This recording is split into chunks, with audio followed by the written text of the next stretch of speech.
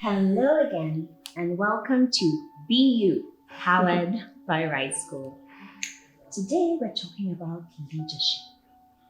What is leadership? Wow. Such a great question, yeah? Yeah. I think It's such a great question. You want to give it a try? no, you go. I go first. I think, first of all, leadership has gotten so many masks. So if you're going to think about leadership that truly transforms, I think that leadership is all about moving people to a higher ground. Yeah. I also think that leadership is about helping your team or the people you're leading to bring out really their next best selves, to bring out the genius in them.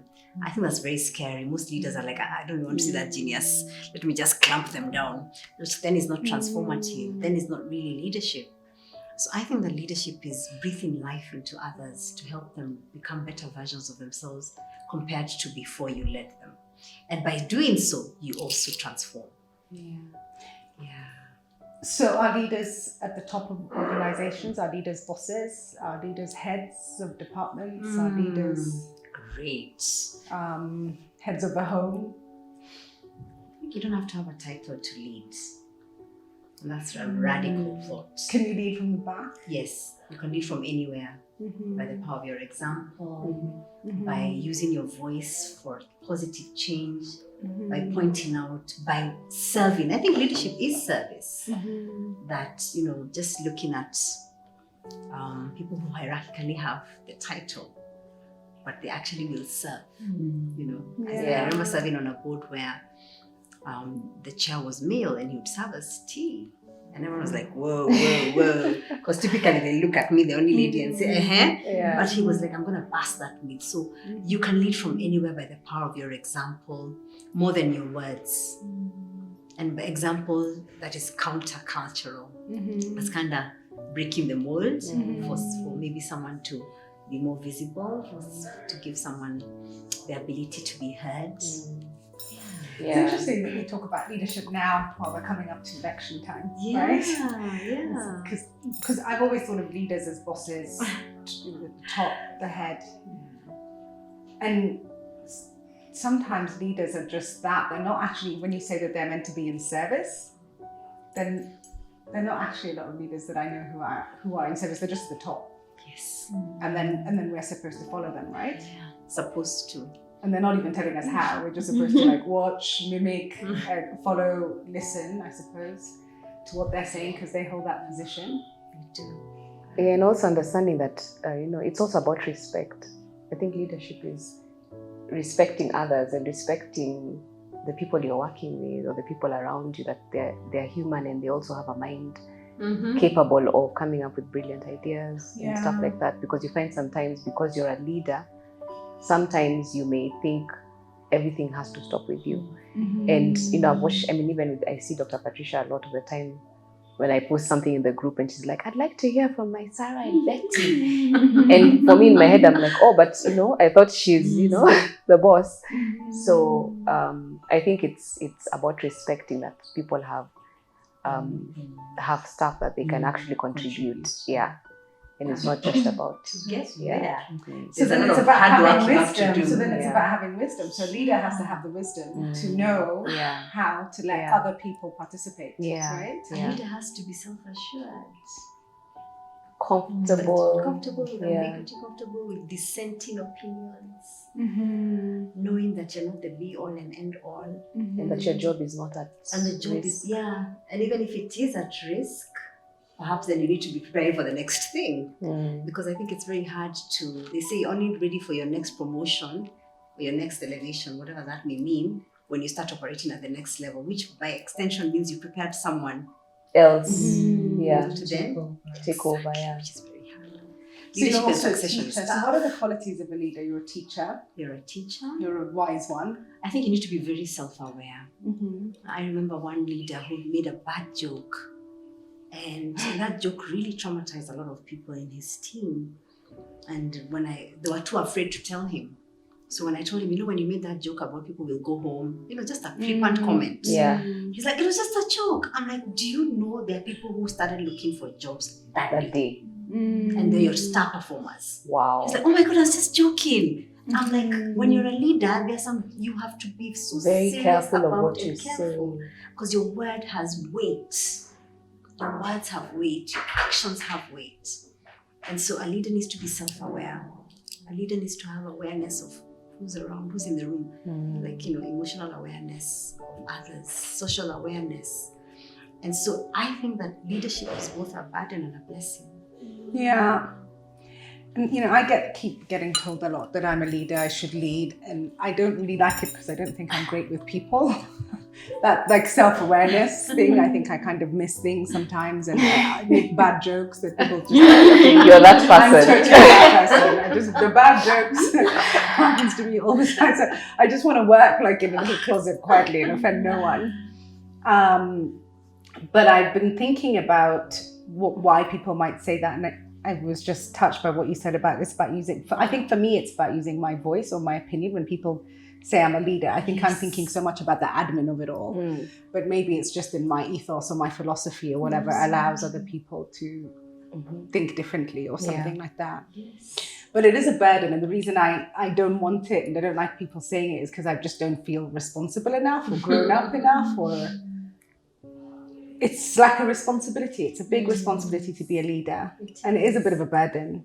It's both a burden and a blessing. Yeah. But do you think that maybe you have one view of yourself as a leader? And I think my experience with you is that you have evolved even in the time we've worked together. That idea that you may have had in the past. So as a leader, we're also evolving based on finding the spaces where we thrive, finding spaces that you really can contribute. And that's why you'll find, the typical joke of that leader will see someone working with them through the week. That guy doesn't talk. He's like this all the time. On Sunday, he's the one leading the band. And it's like, is this the same person? Yeah. What is it about that environment that we're not seeing at work? And we're not saying that he needs to come and scream and run a band and whatever. But you see, so it's also finding a space where you can really show your truest and purest expression of who you are. And there's some spaces that allow that, and there's spaces that don't, and there's spaces we can change, and there's spaces we can't. So I think also as a leader, we also evolve based on, if you think about each of us, we're not the same person we were last year at time like now. So it's a question of, is it better version, or is it, are we retrogressing? And then also maybe just pushing people to do stuff who may not even know that they can do anything. Giving them a responsibility just for the sake of it, so that you can see if they'll thrive. And because sometimes that person is like, wow, you gave me this opportunity to do ABCD, so they'll probably go out of their way now to figure it out, and you might be surprised. Because sometimes you look at somebody and just because of their position, you're like, that one can't do this, and you don't know. I'm sure we've heard of stories whereby someone rose through the ranks from being a tea person to, a secretary, then before you know it, they're like the CEO, because somebody saw something, or even didn't see something, did an experiment and said, you know what, do ABCD, deal with the guests, do a speech, talk to my clients, and that's how other people learn to lead. So I think being a leader is just giving somebody a stage to perform, and allowing them to make the mistakes along the way, and not being too harsh about it. Like if somebody makes a mistake, it's a learning lesson for everybody, not just them, but even you as a leader. How do you react to that era? I really like that, because now we're finding there's a whole move towards psychological safety. And a leader's role to create psychological safety means exactly that. Give someone a chance, but create a safety net around them. But also have the courage to ask, what are we missing? I like my idea, but you guys, even if you don't like it, just tell me. The ability to actually be open enough to allow others, and there'll be no consequences, like somewhere else you after this. No, it's truly, I might be blindsided with this idea or this project. So what is it that we could be missing? So the idea of psychological safety is really what you shared around giving people a chance to try.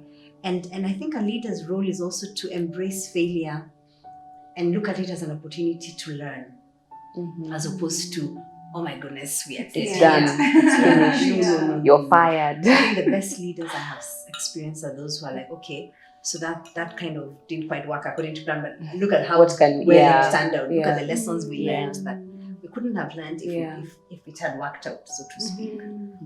Yeah. So psychological safety, that people feel safe psychologically to make mistakes, to try, that they are heard and that they are seen. And I think that's like an examination of conscience for a leader every day, to ask, did my people feel heard, seen, open to making mistakes, open to giving ideas. And when you don't, because we are human, like, tomorrow I'm going to try a little bit harder. And that way institutions then also change. I think leaders also are responsible to develop systems. Yeah. And I think that's a hard piece of work, especially if you're founding something. And systems are hard. To build systems, you know. It's not easy. And I think systems then built on the right values will get the institution, the organization, the company, the business, whatever, to outlive them. Yeah.